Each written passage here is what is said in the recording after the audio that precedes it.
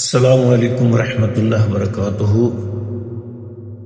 الحمد للہ وحدہ والصلاة والسلام علی من لا نبی بعد، اما بعد فاعوذ باللہ من الشیطان الرجیم، بسم اللہ الرحمن الرحیم۔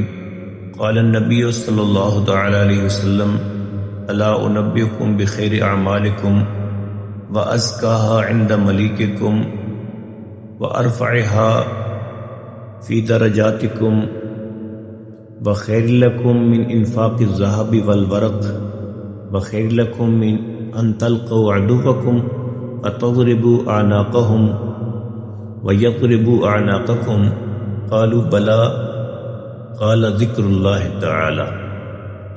نبی کریم صلی اللہ علیہ وسلم نے ارشاد فرمایا: کیا میں تمہیں سب سے بہتر اعمال کے متعلق نہ بتاؤں جو تمہارے مالک کے ہاں انتہائی پاکیزہ اور تمہارے درجات میں انتہائی بلند، اور اس بات سے بھی بہتر کہ تم اللہ کی راہ میں سونا چاندی خرچ کرو، اور اس سے بھی بہتر کہ تم اپنے دشمن کو میدان حرب میں ملو، تم ان کی گردنیں مارو اور وہ تمہاری گردنیں مارے۔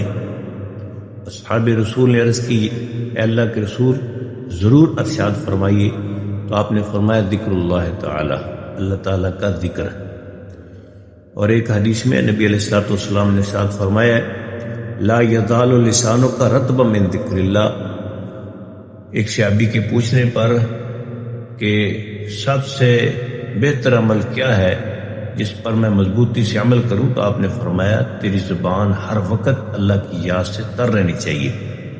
دعا ہے کہ ہم ہر حال میں اللہ کو یاد رکھیں، اس کا ذکر اذکار کرتے رہیں۔ اللہ نیک اعمال کی توفیق عطا فرمائے۔ السلام علیکم ورحمۃ اللہ۔